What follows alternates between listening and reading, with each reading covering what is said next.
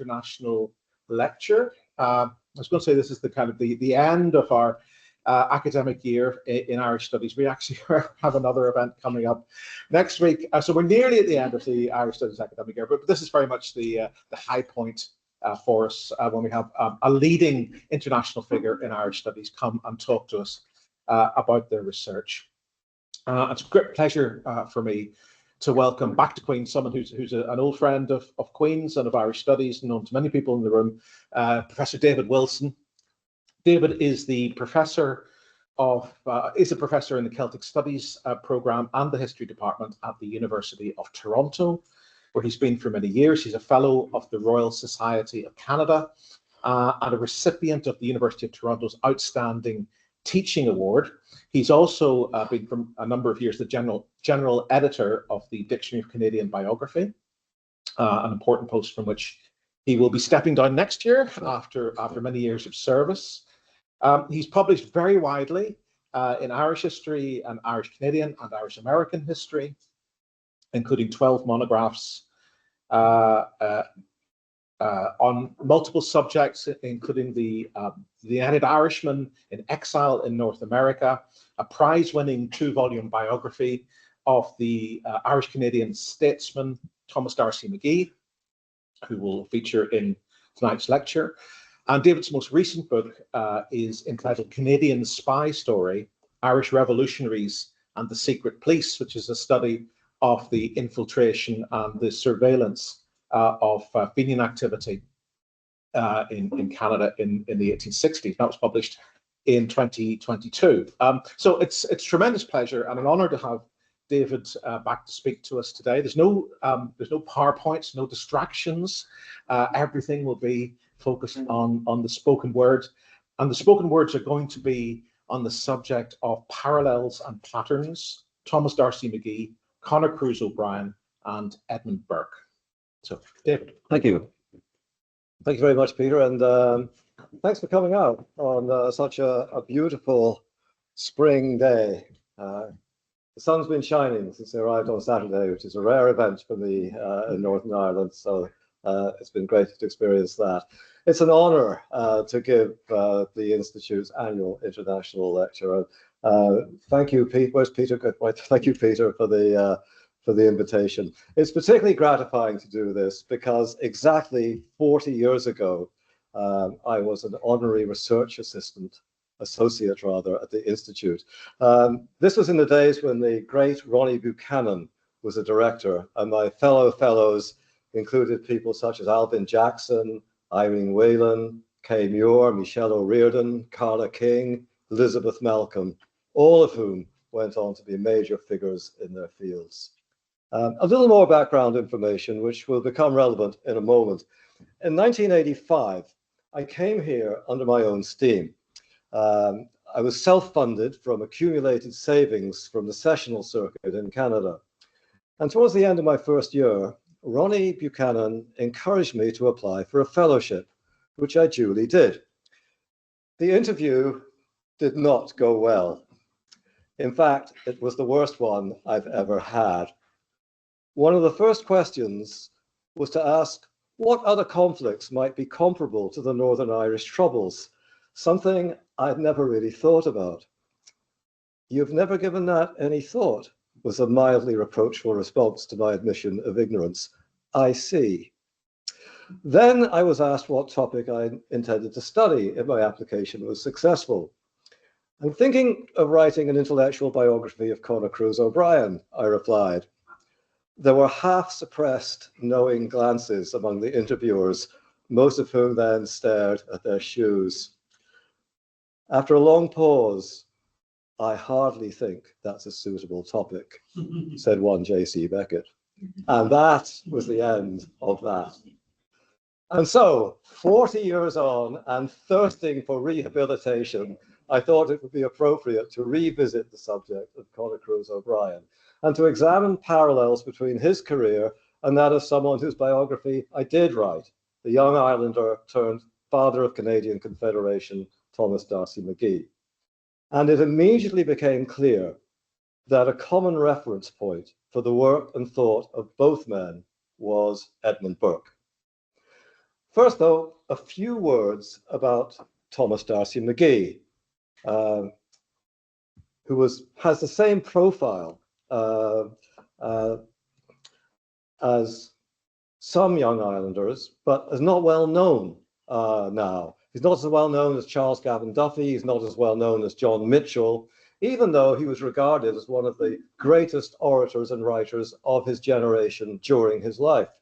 Now, for those of you whose knowledge of Thomas D'Arcy McGee is on a par with my knowledge some 40 years ago about the Troubles in a comparative context, here is a thumbnail sketch. So McGee was born in Carlingford in 1825. He grew up as an admirer of Daniel O'Connell's constitutional nationalist movement and Father Matthew's temperance movement.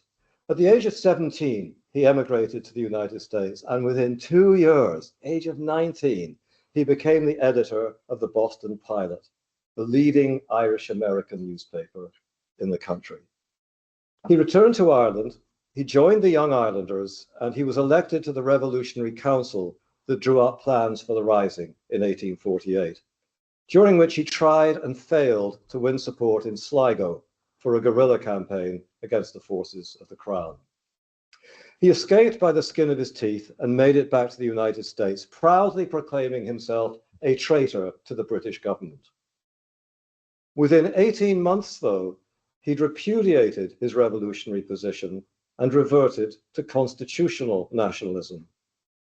2 years later, reacting against the increasingly intense anti-Catholic and anti-immigrant nativist movement in the United States, precursors of the MAGA movement, he re-emerged as an ultramontane Catholic conservative. When things got too hot for him in the United States, he moved to Canada, arguing that there was more real liberty there than in the American Republic, and developing a visionary program for a new Northern nationality based on pluralism, respect, tolerance, and minority rights. A program that was actually grounded in his pre-1848 Young Ireland political position, and that he sought to realize in Canadian Confederation.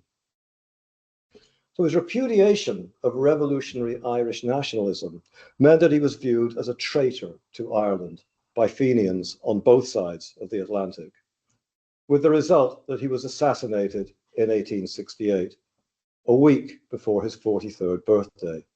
This was the first of only 2 political assassinations in Canada's history.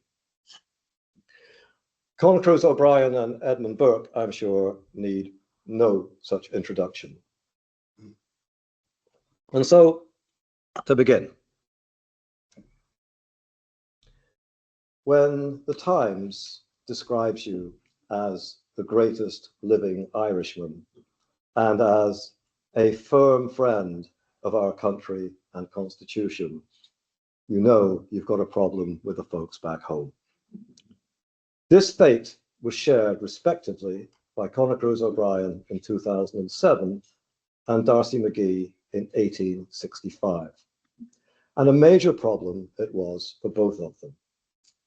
They may have been admired towards the end of their lives by an increasing number of Irish Protestants, but they were largely disliked by constitutional nationalists and thoroughly despised by revolutionary Republicans. When O'Brien died in 2008, the obituaries in the Irish, British, and American press were generally measured and respectfully critical. But when you scroll down to the comments section, there was an outpouring of vitriol and vindictive celebration that was unnerving, although perhaps not surprising in its intensity. After McGee's assassination, 140 years earlier, 80,000 people lined the streets of Montreal. That's more than the population of Montreal, in fact. 80,000 people lined the streets of Montreal to mourn, quote, Canada's martyred Celt, unquote. And the congregation, consisting largely of Protestants, heard Father Michael O'Farrell take as his text for the funeral service 1 Maccabees chapter 9, verse 21. How is the mighty man fallen that saved the people of Israel? Something that Conor would rather have liked to have had for himself, no doubt. But when you scroll down, so to speak, to the comments in public and private houses, a rather different picture emerged.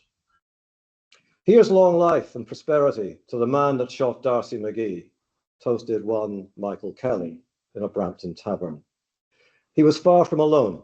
One of my former students at the University of Toronto, Anthony Daly, who's now a professor of history at the University of Western Massachusetts, showed me a family memoir written by his aunt Nora. This is from the memoir. My mother remembered being at her grandfather Mulvihill's when he came in with the paper announcing Thomas D'Arcy McGee's death. Grandma raised her hands to heaven, saying, "May the Lord have mercy on his soul," while Grandpa did a step, waving the paper over his head, saying, "Hell's flames to your soul, Thomas D'Arcy McGee." Am I remembered in Erin? Asked McGee in one of his better-known poems, a poem that the former Canadian Prime Minister Brian Mulroney cited at Ronald Reagan's funeral in 2004. Am I remembered in Erin? Well, no, hardly at all. McGee didn't fit into the national narrative.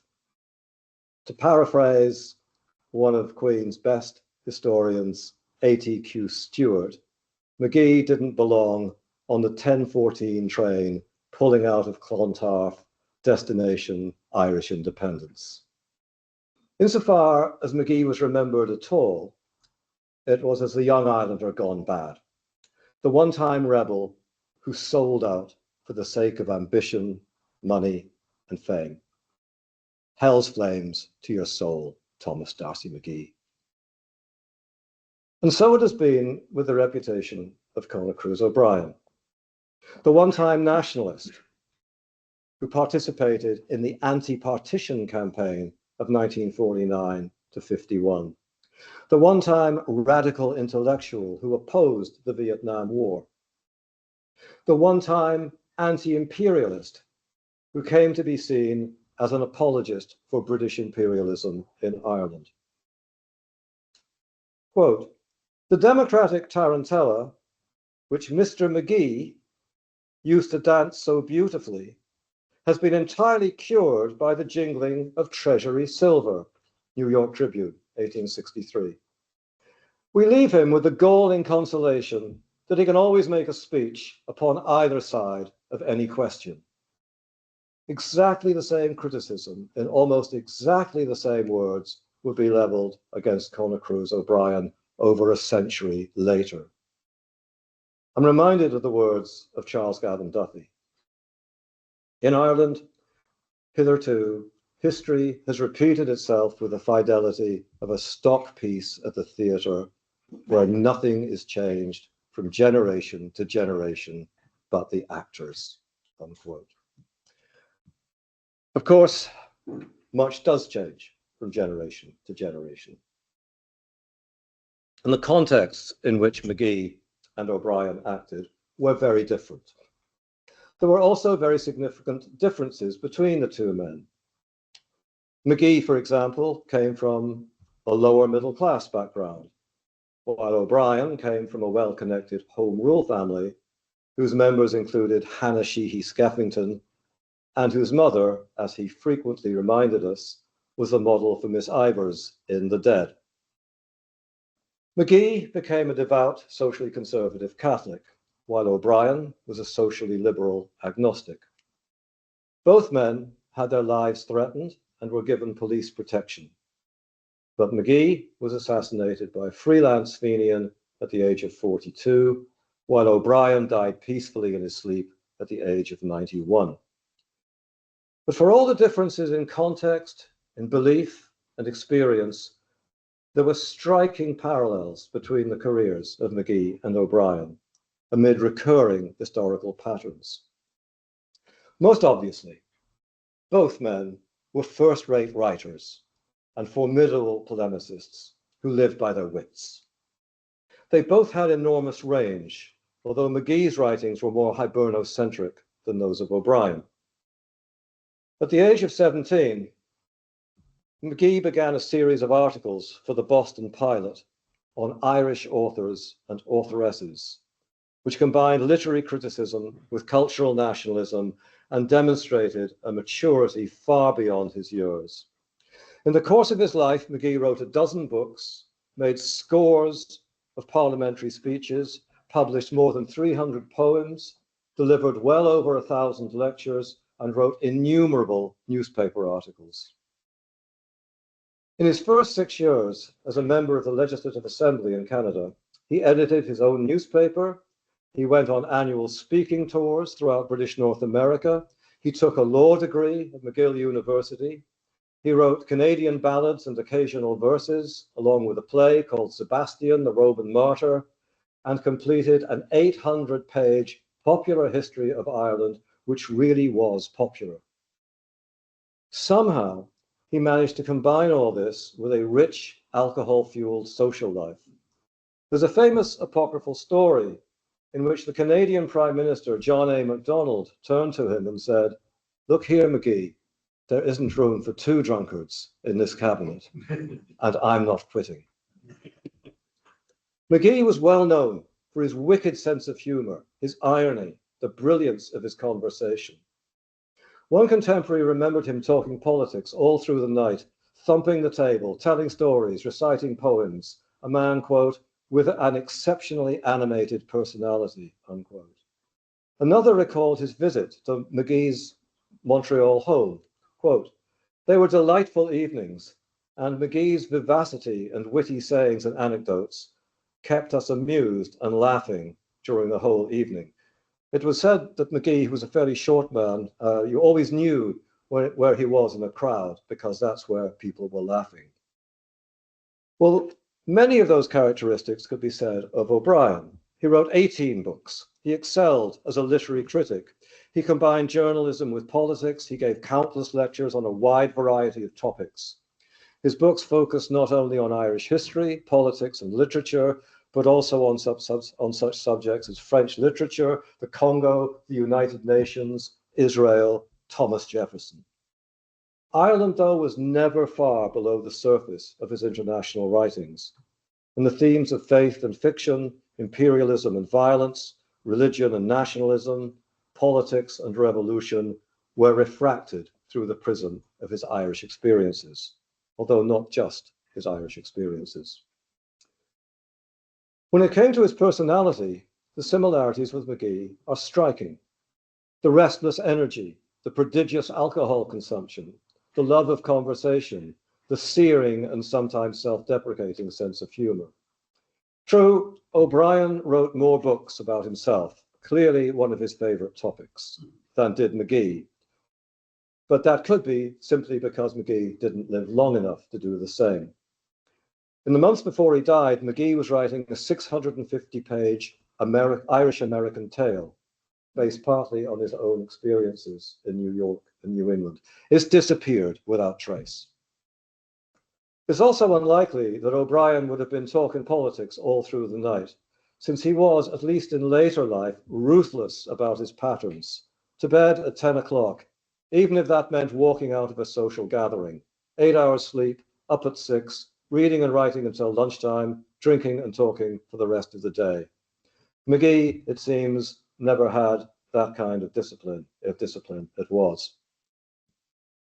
Of greater significance, though, were their political commonalities, and particularly their shared interest in the writings of Edmund Burke.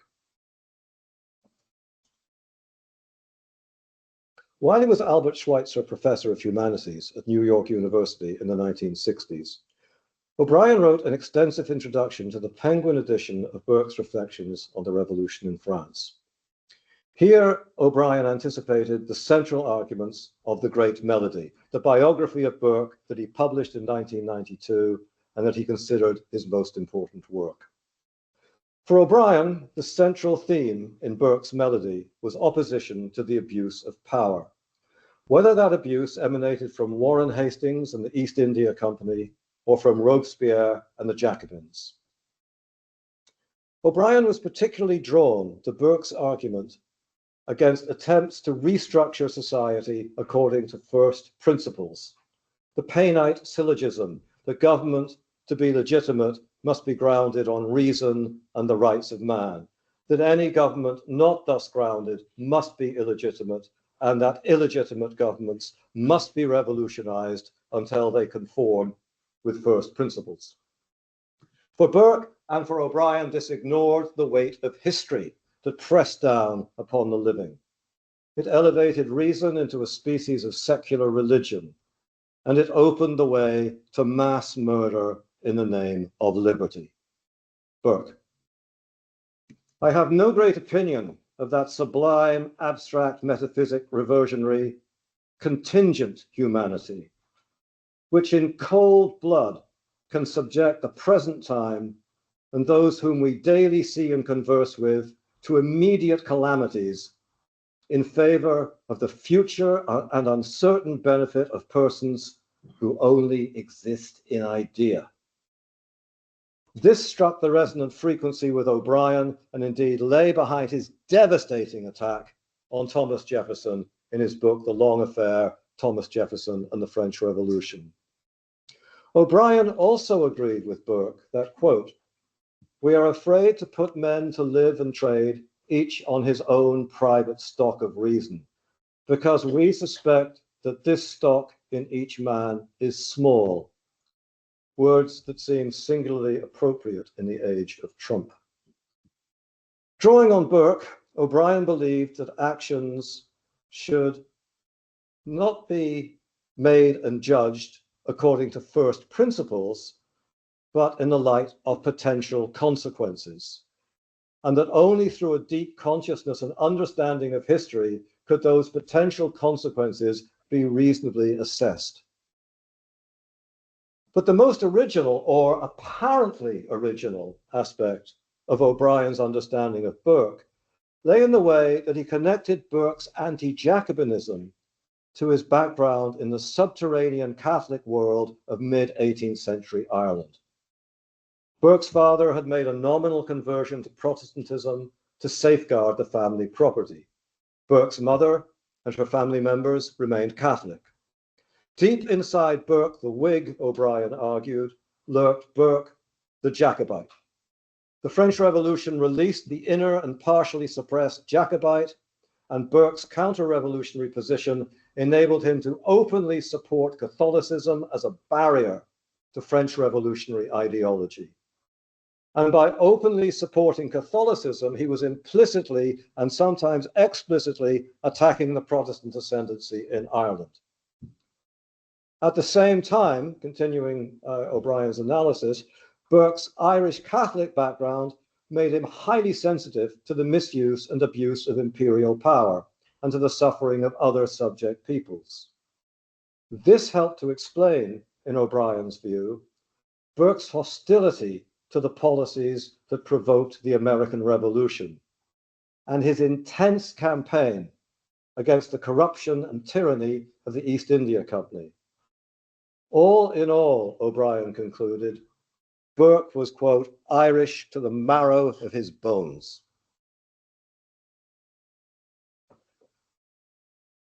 And so thought D'Arcy McGee. If any young man present desired to contemplate the sublime of political science, the astronomy of affairs, he told a Montreal audience in 1856, I would give him three authors. First, Burke. Second, Burke. Third, Burke. McGee, one might say, was Burkean to the marrow of his bones.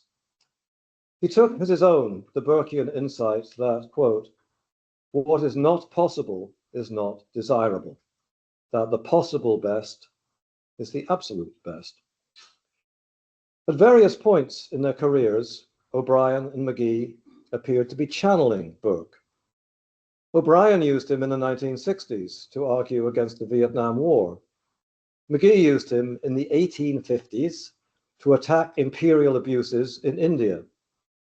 After the so-called Indian Mutiny of 1857, McGee criticized the East, quoting now, the East India Company's method of governing their conquest, unquote, by quoting extensively from Burke's speeches on the impeachment of Warren Hastings.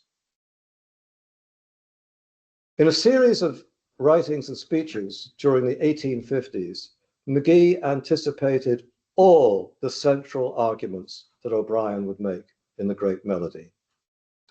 Like O'Brien, McGee believed that Burke had been driven by, quote, two strong passions, the pursuit of injustice in high criminals and the exposition of justice towards all men, unquote. And like O'Brien, McGee was convinced that Burke was actually a closet Catholic. Burke's mother and wife, McGee pointed out, as Conor would point out, were both Catholics. Burke had been educated in part by a Catholic hedge school teacher. He had a wide circle of Catholic friends, quote of McGee again, the ornaments of a bygone Catholic generation. And Burke probably received the last rites of the Catholic Church. This background, McGee argued, explained why Burke condemned the penal laws, why Burke supported the Catholic Relief Bill of 1778, why Burke helped to establish the Maynooth College in 1795. Burke's Catholic sympathies, McGee believed, not only pushed him into a radical anti-ascendancy direction in Ireland, but also lay behind his conservative attack on the anti-Catholic ideology of revolutionary France. The argument in structure and content was virtually identical to that of Conor O'Brien. What is particularly striking is that O'Brien had no idea that McGee had beaten him to the punch by over a century. When he wrote The Great Melody, he had never read any of McGee's writings on Burke. And the fact that O'Brien and McGee had reached virtually identical conclusions says a lot about their shared sensibilities.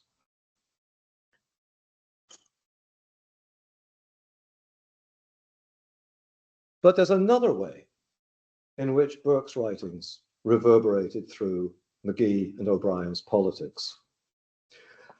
The style and substance of their attacks on the Irish Republican Army were consciously and deliberately modelled on the style and substance of Burke's attacks on the Jacobins. This is not to say that McGee and O'Brien became anti-IRA because of Burke, but it is to suggest that they drew inspiration from Burke's example and found in him a kindred spirit. Burke, I would argue, was always at the back of their minds. Now, the IRA that McGee attacked was not, of course, the same as the IRA of O'Brien's time. It was founded in 1865 by the Senate wing of the Irish American Fenian Brotherhood. The Irish Republican Army, in its original incarnation, was designed to fight and defeat in open warfare the forces of the Crown in British North America. Its objectives were to attack the British Empire at its most vulnerable point, to inspire Irish revolutionaries back home, to avenge the famine, to trigger an Anglo-American war. England's difficulty would become Ireland's opportunity, and all things might be possible. Soldiers of the IRA wore distinct, easily identifiable uniforms with green jackets and blue trousers made by Fenian sisters in Brooklyn. Some of them had cufflinks with the letters IRA on them. There were references in dispatches to the right-wing IRA and the left-wing IRA, not an early version of the split between the provosts and officials in December of 1969, but an indication of their position on the Canadian frontier.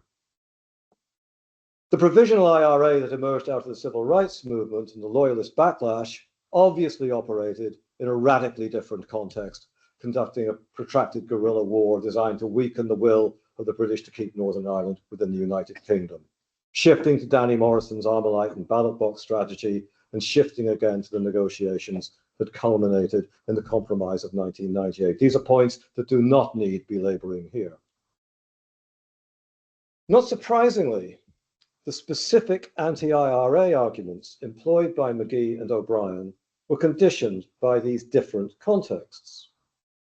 The great lesson that McGee learned from the ignominious failure of the Young Ireland Rising of 1848 was that an armed revolution could not succeed in defeating British power. However justifiable physical force may have been in theory, and McGee thought it was always justified in theory, it was impractical and therefore immoral in fact. Here he is speaking in Montreal on November the 15th, 1865, expressing his opposition to, quoting now, the mad and cruel counsels of those who teach a misguided portion of the Irish people at home and abroad to cultivate no other politics but undying hatred to England. Apart from the anti-Christian blindness and guiltiness of such a popular creed, its folly alone ought to condemn it. It is dashing the earthen pot against the pot of iron. It is the weak defying the strong. It is the powerless challenging the powerful. To English reason and justice and policy, I would appeal. And there is no man living more open to reason if you do not first provoke his pride than the Englishman. But I know full well that a rich empire will not be bullied by a poor people, that from a first-rate power, even first-rate abuse will extort nothing. There were other equally compelling arguments to reject the IRA in McGee's view. As a devout Catholic, he believed that secret revolutionary societies were, quote, contrary to the voice of God and should be avoided, quoting again, as you would avoid the jaws of hell. As a Canadian nationalist who wanted to bring people of different nationalities and religions together in a spirit of cooperation and compromise, he was strongly opposed to the injection of old world animosities, orange or green, into the new world. He was also afraid that loyal Irish Catholics in Canada, as a vulnerable minority, could become targets of an orange backlash and tarred with a Fenian brush. Quote, if this root of suspicion of treason should strike into our ranks, McGee wrote, then no good subject of this country, no lover of Canada or her laws, could employ or encourage the settlement of another Irishman among us, unquote. And believing that the Irish in Canada were much better off than the Irish in the United States, he fought hard against the annexationist forces associated with the Fenians. The prospect of, quote, the New York bloody Sixth Ward boys, unquote, marching northwards to liberate peaceful, inoffensive, and loyal Irish Canadian Catholics filled him with revulsion. I'm sure that most of you are very familiar with O'Brien's anti-IRA arguments, adumbrated in his 1972 book, States of Ireland, and repeated with variations in a host of columns, editorials, and speeches over the next 3 decades. His key point, made repeatedly, was that any attempt to coerce or cajole 1 million Protestants into United Ireland was a recipe for civil war, with horrendous loss of life and a hardening of everything that was atavistic, intolerant, and ugly in the island of Ireland. Allied to this was his conviction that the irredentism of the Republic was actually a form of imperialism directed against Northern Protestants, and his sustained attack on the ideological underpinnings of the Southern state. What McGee and O'Brien had in common was their utterly uncompromising, intransigent opposition to revolutionary Irish nationalism. It is not honest men gone astray we have to deal with, McGee wrote. It is not honest men gone astray that we have to deal with, but dogmatic anti-clerical demagogues, strong in their pride of opinion and eager for propagandism. A new sect, in fact, who aim at changing the heart and mind of Ireland, i.e. the faith and feeling of the people, even more than its government. This sect is altogether novel in Irish history, and it is not to be put down by half-apologetic pleadings of good intentions. Both McGee and O'Brien adopted a confrontational strategy of polarization that was designed to break any ambiguity or acquiescence on the part of moderate nationalists towards the IRA. McGee, who as a young Irelander had opposed the suspension of habeas corpus, who had opposed the employment of spies and informers, who had opposed the use of censorship, came to believe that such practices were absolutely necessary to counter the threat posed by revolutionary Republicans in Canada. O'Brien, for his part, proudly described himself as the Torquemada of censorship, conducted a vigorous campaign to keep members and supporters of the IRA and Sinn Féin off the airwaves, and supported selective internment for, quote, both sets of murderers, as he put it. Although McGee and O'Brien helped to transform the terms of debate about revolutionary republicanism in Canada and Ireland, their strategy of polarization, I would argue, ultimately backfired. Instead of isolating the Republicans, they wound up alienating moderate nationalists. The fact that both men moved into alliances with Protestants didn't help either. McGee, as a cabinet minister in a government that included Orange men and conservative French Canadian Catholics, came to believe that, as he put it, Orange men of the right kind, meaning moderate Orange men, could be employed in the service of Canadian Confederation. O'Brien joined Robert Macartney's United Kingdom Unionist Party on a platform of non-sectarianism, the full integration of Northern Ireland into the United Kingdom and opposition to the Belfast or Good Friday Agreement. He resigned from the party 2 years later, though, after arguing that the weak leadership of Ulster Unionism and British connivance with Sinn Féin had only left Unionists with one realistic option: to outflank Sinn Féin and the IRA by cutting a deal with constitutional nationalists and moving directly to United Ireland with safeguards.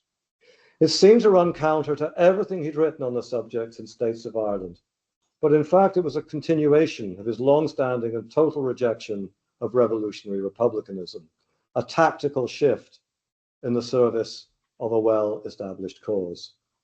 D'Arcy McGee would have understood and probably approved. O'Brien died in 2008 at the age of 91. Had McGee lived as long, he would have died in 1916. We know what O'Brien thought of the Easter Rising. The superfluous in pursuit of the unattainable was his damning verdict. There is little doubt that McGee would have shared that view, and it's probable that he would have admired the Irish Parliamentary Party's David Sheehy, O'Brien's maternal grandfather. We'll never know, of course, since McGee's assassination meant that the circle would never be closed. But it's more than safe to say that neither man would have had a portrait of Padraig Pearse on their walls. That honour, without any doubt, would have belonged to Edmund Burke. Thank you.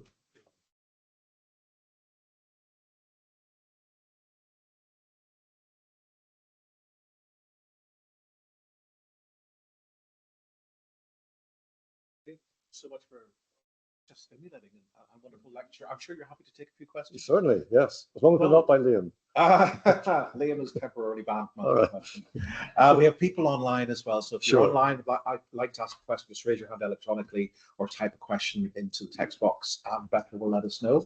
But let's start with the room. I'd like to begin the Q&A. Yes, Felix. Given the amount of time that Conor O'Brien spent in the States, it's quite amazing that he never discovered the writings of D'Arcy McGee. Were you surprised to? I was very surprised because look, the first time I ever heard of Thomas D'Arcy McGee was well after I'd emigrated to Canada. I was a graduate student at the other Queen's University in Kingston, Ontario. It was just before my PhD comprehensives, and I decided to take a break just before the exams to go to a conference that the Celtic Studies in Toronto had organized called Canada and the Celtic Consciousness, which I could also talk a lot about, but that's a digression. Conor O'Brien gave a talk on basically a brief version of Irish history, arguing, among other things, that the real revolution was the land revolution, late 19th century. And in the Q&A, he raised a glass to Thomas D'Arcy McGee and said an academic biography or scholarly biography of Thomas D'Arcy McGee was long overdue. I thought, who is this? I was doing Anglo-American history. I was doing Tom Paine and William Cobbett. I thought, well, that's worth thinking about. I've never heard of this man. Who is he? I'll file that one away. And I filed it away for about 3 decades or more before I got to it. So it did surprise me, but I mean, he gave that toast. I don't think he'd actually read very much of Thomas D'Arcy McGee, other than McGee's history of the Irish in America, which McGee had written in the early 1850s, and was actually very Mitchellite in its approach to the famine, which was interesting. 2 million ministerial murders was a phrase he used in that book. But I met Conor Cruise O'Brien in 1995 when he was giving a series of lectures up for the CBC, Canadian Broadcasting Corporation in Canada. I spent a fair amount of time with him for that week. And I asked him if he'd read any of D'Arcy McGee on Burke, and he said he didn't even know McGee had written on Burke. So it's a meeting of minds, really, without any direct influence whatsoever. Yes, I was surprised, very struck by that. Thank you. Yes. So my question is, obviously they're using Burke as a reference point for a lot of their arguments. So my question is, to what extent is this sort of a retroactive use of Burke? Because obviously, as a practical politician, one could see his arguments being used over a variety of issues. Obviously, his opinions shift gradually over the course of his career on certain issues, but maybe consistent elsewhere. So I'm curious, was it a retroactive? For McGee, you mean, or for both? For McGee, yes, it was retroactive. In fact, I think it's probably retroactive for both. For McGee, it was retroactive in a sense. He'd read Burke very, very early on. I mean, McGee was reading prodigiously from the age of 17. So he definitely knew Reflections on the Revolution in France, and he quoted it several times. But his use of Burke before the 1850s was quite different from his use of Burke after the 1850s. The conversion to ultra-conservative Catholicism, he'd always been a Catholic, but he'd been a liberal Catholic. The conversion came in 1851. And that's when Burke becomes the Burke I've described in this paper. Before then, it was a vaguer kind of Burke, the Burke who described a nation as a moral essence. And McGee quoted that over and over again, just as Thomas Davis had quoted it over and over again in The Nation. And I'm not quite sure what that meant, actually, but it was, or what McGee meant by that. And basically, it seemed to me a pretty shallow and superficial reading of Burke until the conversion to conservatism came in. And then McGee's sort of new panoply of mentors included people like the Spanish theologian Balmes, some of the ultramontane Catholic thinkers, and then by 1852-53, he's full on in the anti-Jacobin Burke, and his analysis of, and of course he uses Burke's impeachment of Warren Hastings speeches in 1857. But it's later in the 1850s when McGee's conservatism has softened into a more liberal form of conservatism. And McGee actually winds up in what is called the Liberal Conservative Party in Canada in the mid-1860s. It's that period when it softens that Burke is employed against the Fenians. There's no real reason to employ it very much against the Fenians until 1865. He certainly was no friend of Irish American Republicans before then, but once the invasion threat came in, then he was full on. Burke was being quoted all the time. But you notice the quotation that I gave you, first Burke, second Burke, third Burke, came from 1856, well before the Fenian threat materialized. So he was definitely moving in that direction. For O'Brien, I don't know of any references to Burke. If I'm wrong, I'd be happy to be corrected, but I don't know of any references to Burke in his writings before 1969 and his introduction to the Penguin edition of Reflections. And then actually, there was a certain degree of disingenuousness when he, in the introduction to The Great Melody, when he said that he'd had trouble writing the Burke volume, and then it struck the idea of the Great Melody struck me, and I started to write it. If you look at some of the speeches that O'Brien gave in the 1980s, he was already thinking along those lines. He was already using the phrase the Great Melody in some of his public talks. So there was a long gestation in that. And I think the main reason that he didn't turn to Burke until the early 1990s was that he was otherwise engaged, shall we say. That's a very good question. Yeah. That's great. Thanks. So thank you very much. Interesting thoughts. When you were talking about the lesson of 1848 for Thomas D'Arcy McGee, that armed revolutionary Republican couldn't win at that point, and so it was impractical and also immoral. I initially thought of Owen McNeill's argument against the 1960 value of the ISIS met yes. against Pearson. You know, at that point, 1960 rises morals, and it's an interesting linkage because the rediscovery of that memo by, I think, Father Francis Shaw in the 60s, which was this, you know, starting point for the revisionism of the Trolls era, which Conor Bryan was so associated with. But McNeill's position at that moment was actually kind of pragmatic. He did think there was a place for violence, but not just at that moment. And if we think about 1916 to 23, you could make an argument that Cruz O'Brien and Thomas D'Arcy McGee were wrong, that violence as part of a strategy could be effective. So I'm wondering, is there maybe a kind of a shared flaw in their thinking, in the sense that they kind of have a moral absolutism about the Republican opponents, which maybe comes down over a kind of an overly confident political kind of critique of republicanism, and it's bound up, that moral absolutism is perhaps bound up with a lack of empathy or understanding with where Republicans are coming from, and perhaps also with what is possible in terms of republicanism, Republican aims, and Republican violence. And I'm kind of thinking here about the closing stage of Conor Cruz O'Brien in the 1990s, and that's really what I would, you know, much more aware of this kind of figure. But he just seemed the most significant thing about Conor Cruz O'Brien just seemed his unrelenting opposition to the peace process, which led to the Good Friday. Right. And there's a lot there. Oh, thank you. You raise a lot of really, really good points, and I love the phrase moral absolutism, which I think captures it really well. I was very surprised, another surprise that I had, when I read a report of I read an interview that a journalist with the New York Tribune, an interview the journalist had with D'Arcy McGee in 1862 about his politics.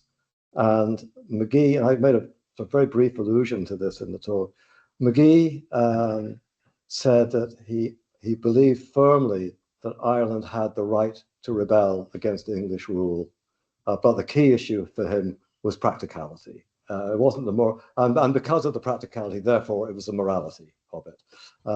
So rather than lead Irish Catholics along what McGee regarded as a wrong path, one which would actually impede the process of necessary reform in Ireland. He felt that Republican violence, far from paving the way for moderation, would lead to a reaction against any kind of reform. So McGee believed it would be counterproductive. So I think that was central. The question of moral absolutism, I mean, once McGee took that position, yes, and I think once O'Brien took his position, it was one of moral absolutism. Now, the question of lack of empathy is a very interesting one, and you would certainly see that ostensibly in both their writings. However, I would speculate that it was actually for McGee the very opposite that fueled his extreme moderatism, if you like.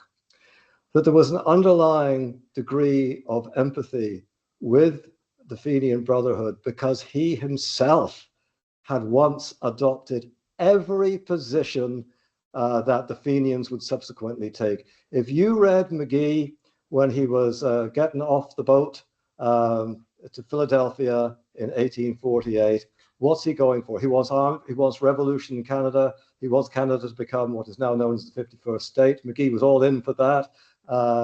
He supported Manifest Destiny. He wanted Republican revolution. He was in everything but name a Fenian in 1848-49. And I think that's why he reacted so strongly against it. I mean, perhaps it's trite to say it's the classic syndrome of the convert being the most extreme. But I think he was rebelling against a part of himself, and I think that actually helped to fuel the moral absolutism. Whether or not there's a parallel with Conor Cruise O'Brien, I don't know. I mean, I found it very interesting. I hadn't read Dermot Whelan's book on O'Brien until fairly recently, which meant that I'd never actually seen excerpts from the Story of Ireland. For those who are not familiar with this is the piece that O'Brien wrote in the anti-partition campaign of 1950. It wasn't published under his name, but it's classic. I mean, there's nothing in there that would have offended anyone in Sinn Féin. Whether or not there was a sort of a suppressed, I suspect, or speculate on this, there may well have been a suppressed revolutionary in O'Brien, because one of the things that O'Brien, when he writes about others, is the suppressed feelings that they have. I wonder if there's an element of projection there. I mean, I'm moving now way beyond the realm of empirical evidence, but it's possible. Which then leads me to your third point, one of practical possibilities. Yes, you're quite right, 1916 to 23, or at least 1916 to 1919 to 21, demonstrates that the earthen pot could indeed do significant damage to the iron pot, absolutely. Whether that would have been the case in the 1860s is another question, to contextualize it. The Fenians were never that well organized to implement a successful strategy. And I sometimes wonder, of course, completely fruitless speculation, what McGee would have made of Parnell and what he would have made of the informal alliance with the new departure and so on. Would he have been appalled by it? Would he have thought that it was time to move in that direction? Who knows? But you're quite right. In 1919 to 21, it didn't bring about what was wanted in 1916. And I suppose O'Brien certainly made that point, that it didn't work actually. The ideals of 1916 were actually unrealizable and impractical. But a certain degree of change, a significant degree of change, was indeed possible. Maybe something that another O'Brien, William O'Brien, once said, whom Conor Cruise O'Brien used to quote a lot, is accurate, which I'd like to think was otherwise, but it may be accurate. Sometimes violence is the only way to secure a hearing for moderation. Conor Cruise O'Brien used to quote that all the time and then repudiated it because of its implications. And it didn't fit with moral absolutism either. Thanks, Virgil. Really good questions. Sure. Yeah, on the point about Conor Cruise O'Brien, first of all, I don't want to say drop the false trail. Yeah. I think I remember reading an essay that O'Brien wrote. It's in Writers and Politics, published well before the Right, yes. He said there, presents himself as a violent person. He actually says, he reads about his liberation struggles in Africa. Right. And he can't help but prove. And then he says, I go home and read Burke to my children. Right, thank you. I'd forgotten that. I read Writers and Politics many years ago. Thank you. Yes, really, yes. The other thing is, what really strikes me about Jefferson Burke and the Great Melody is O'Brien's violent animosity towards the leading academic authorities in his case. Yes. I mean, the Great Melody is just studied the polemics against naming rights. Yes. Who he presents as almost a conspiracy to do down his hero. Right. And similarly, there's nothing but digs at Dumas Malone and Jefferson. That's right. For his editing. So that, he is clearly taking his work, completely out of the mainstream. Yes. So writing on both Burke and Jefferson. Yes. And presenting their different views. The other thing that really struck me reading the Jefferson book was a source which I don't think he mentions, but a lot of the arguments have definite echoes of Talon's origins of totalitarian. Exactly. Yes. And there's a definite kinship there as well. Oh, there is. I think it may be there. I know there's somewhere in his writing. It may be in the Jefferson book. He does acknowledge that the influence of that book. I agree. Thanks for the Writers and Politics reminder. There's a very strange thing about the Great Melody. It's like 30 or 40 pages on the naming rights at the beginning of the book, and that battle had been fought many years before. The naming rights had no influence in the, as I'm aware of, in the historiography in the late 1980s and early 1990s. And you're right, Dumas Malone is among other targets, but he's a central target. O'Brien liked that, didn't he? He liked he liked his targets to argue against. The Jefferson book, polarized opinion, as you know. I mean, Jefferson scholars were generally appalled by it.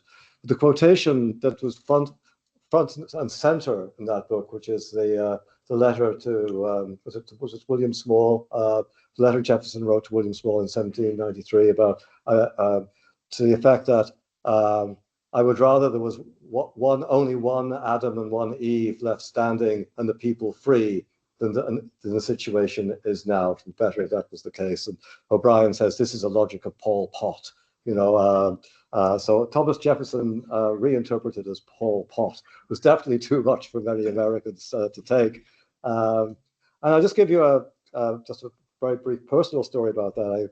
I gave a paper on the origins of American populism and what I called 18th century, mischievously called 18th century woke ideology, to a group called in Oxford, Mississippi, to the Center of American the Declaration of Independence and American Freedom Center, and I read out that quotation from 1793, and none of them had ever heard that before, and was shocked by it. And I think that's actually that's in some ways where O'Brien's great value lies, because if you're in a conservative organization such as that, conservative intellectuals and great discussions, really smart individuals, but they'd never encountered this from the person who was their hero. This is what O'Brien does, I think, the shock value, and which of course explains the visceral reaction against him, but also can shift the terms of debate as well. I just leave that out there as I'll leave that one hanging. I was just wondering about the kind of circles of influence for both men. I don't know if you've read Chris Marsh's recent book on the Young Islanders after Young Islanders. I have, yes. He kind of talks about how a lot of the Young Islanders are still kind of learning from each other and discussing, even if they might violently kind of disagree on tactics, they're still kind of influencing each other in quite a lot of ways. And I'm just wondering to talk about Conor O'Brien and his kind of radical of early years. Obviously, Thomas D'Arcy McGee dying like shortens this kind of these relationships.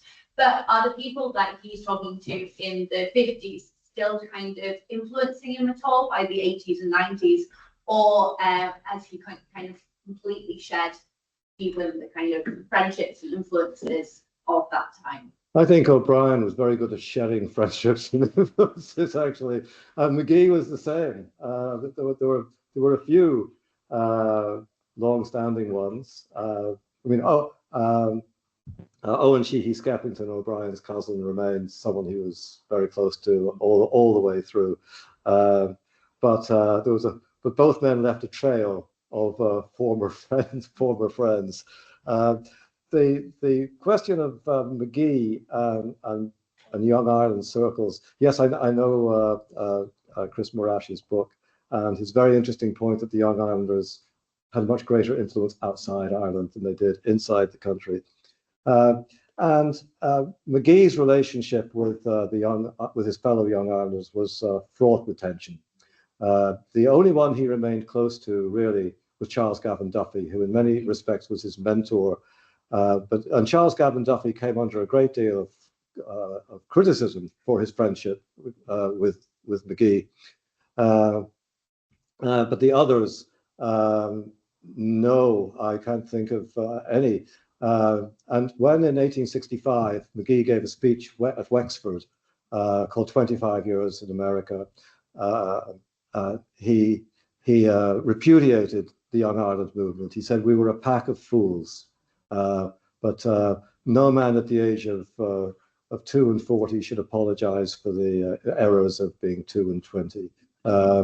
And this did not go down well at all. He, among other things he said in that speech, he was pilloried by other Young Irelanders. And generally, apart from Duffy, I think he was detested by most of the other Young Islanders. He was persona non grata. So no, not much room there for sort of continuing circles.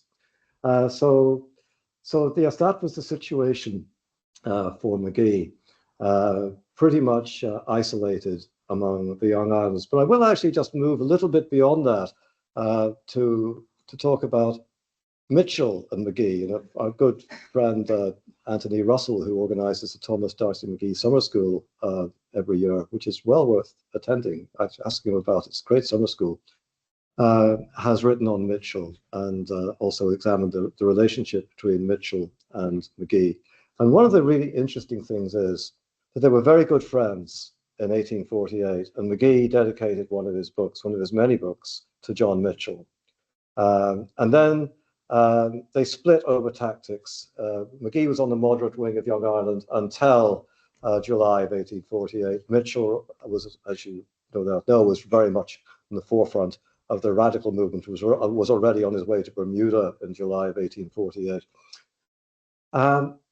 But in the 1850s, they diverged. What they had in common, though, was something that they had in common with almost all the Young Irelanders in the United States, and that was they detested the country. In their private correspondence, they wrote about just how terrible it was. It was full of greed and corruption. And Michael Downey, one of the leading Young Irelanders, said, if I thought republicanism would bring about in Ireland what it brings about here, I would never want it. You know, I mean, they at the same time they regarded the United States Constitution as the model for Ireland, so an inspiration for Ireland at any rate. So they're both, if you go back to the focus of McGee and Mitchell, they're both thoroughly disillusioned and disgusted with American society. And what happens? Mitchell goes south. Escapes Northern society by going south and supporting the Confederates in the Civil War and wanting a resumption of the slave trade so that poor whites could afford to have slaves. So his version of equality, you know. McGee goes north to conservative Canada and becomes a successful politician there. I find that very interesting, that a common revulsion to the northern part of the United States drives them out of the country in very different directions. And they had nothing good to say about each other. Thanks very much. Do you think that the Irish diaspora in Canada the Irish history at the time that you're referencing? I'm sorry, I missed the question. Do you think that the Irish diaspora in the USA and Canada misunderstood the history of Ireland at that time? So in case you did I think the Irish diaspora in North America misunderstood the politics of Ireland at that time? That's the question, yeah. Right? In some ways, yes. It's such a disparate group. First of all, the Irish diaspora. There are so many different opinions. It's a very broad spectrum, including many Protestants who are often omitted from the picture.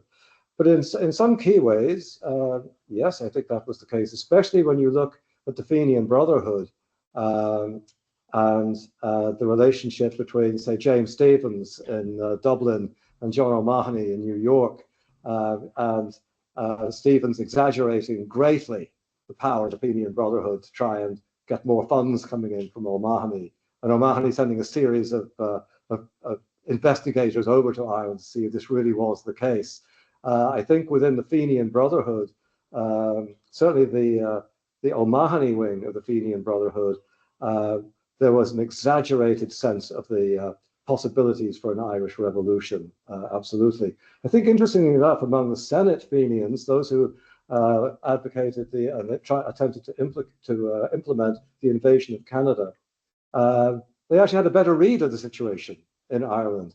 After September of 1865, really it was game over for any successful revolution. And it's no coincidence that shortly after September 1865 and the repression and the closing down of the Irish people, that then you get the Fenian Brotherhood, a significant section of the Fenian Brotherhood moving towards an invasion of Canada as the best remaining strategy to liberate Ireland. You know, I think there were many misunderstandings and some understandings. It's very difficult to generalize from that. Yeah, I just leave it there. There were those who retained a reasonably accurate picture of what was going on, and those whose desire for a particular outcome got the better of a rational analysis of the situation. Okay, back anything online? Anybody else? So I might have one, David. Okay, sure. Yes. So you're placing a lot of weight on this religious conversion movement Yes. to Montanism in the early 1850s, much more so than, say, the disillusionment with the 1848 moment, because after that it doesn't seem to have changed its views in the short term. So I'm just wondering, you know, what political models there are for applying ultramontanism to politics. I mean, Gavin Duffy is a parallel in many ways. Well, from his arrival in Melbourne in 1856, becomes very successful, pragmatic engagement with the imperial Swiss. But I don't think Gavin Duffy is an ultramontane. No, it's not. So that isn't really a parallel. I mean, what's the relationship with Cullen? Is there a kind of Cullenite political agenda being pursued in any way? Is he looking to France and the kind of ultramontane group around, say, people like Montalembert and Lamennais in the 1830s as a model? I don't know. I mean, where do you go to seek political guidance to reshape your political career? Thank you, Peter. Great question. First of all, just to clarify, McGee, because I was sort of telescoping a lot, McGee did move away from revolutionary republicanism before the 1851 conversion to sort of ultra-conservative Catholicism. And this was under the influence of Charles Gavin Duffy, because Charles Gavin Duffy was sending him letters regularly talking about understanding or misunderstanding what's going on in Ireland, saying, McGee, stop sending all these prepaid packages of the New York Nation, McGee's first paper, to Ireland to get around the censorship. There is no hope now of a revolution in this country. And what we need to do is build from the elements that remain and focus on reform. And McGee, you can see him gradually moving to that position in 1849, 1850. So he's already repudiated revolutionary republicanism. And then what impels that 1851 conversion is nativism. It's the growth of nativism, and of course the Know Nothing movement, which is, or the American Party, which is the name given to the nativist movement in the 1850s, becomes stronger and stronger and stronger. By 1856, they come close to capturing the presidency, and they win in several states. So it was the beginning of that wave that led McGee to do something, Virgil, a point that you were making, I think. it was a reactive response. It was in a sense a bit like O'Brien and the Namierites, and O'Brien and Duma and Malone, Dumas Malone.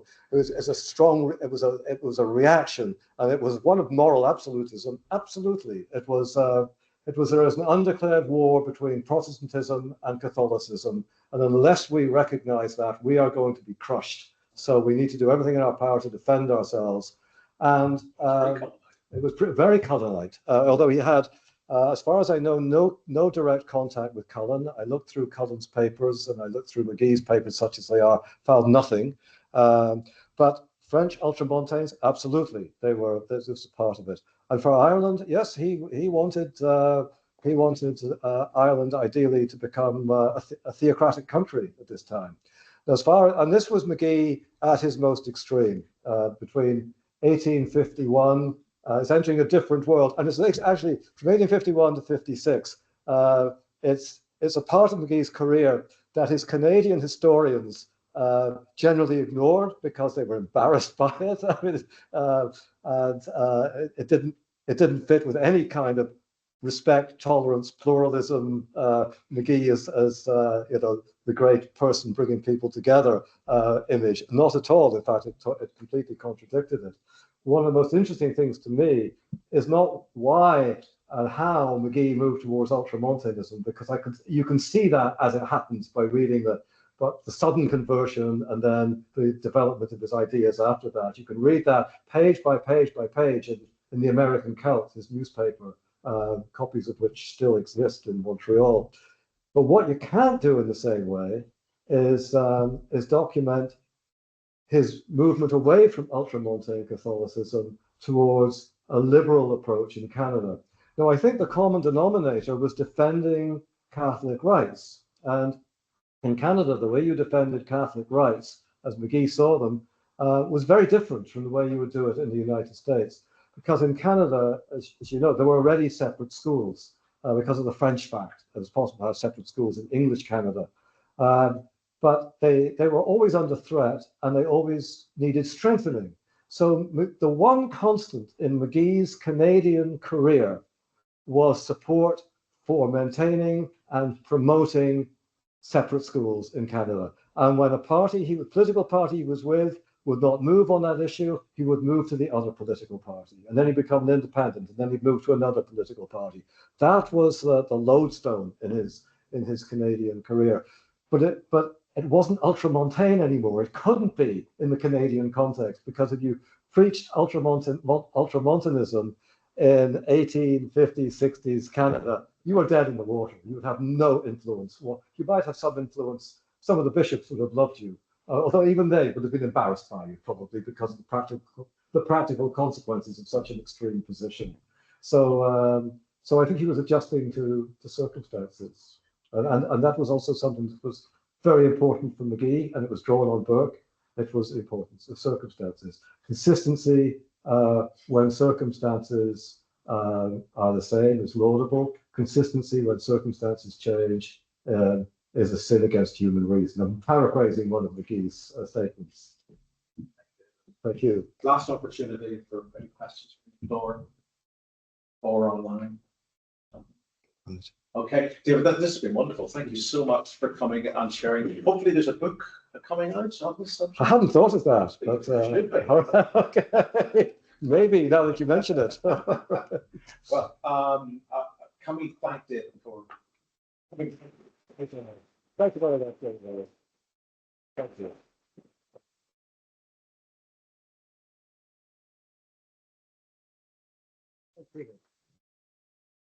Just for everyone else, we do have one last event jointly with the Centre for Public History next Tuesday, the 27th. Also on the Canadian theme, also on the University of Toronto theme, we have Professor Mark McGowan from the University of Toronto coming to speak about his research on Indigenous assistance for Ireland during the Great Famine. So that will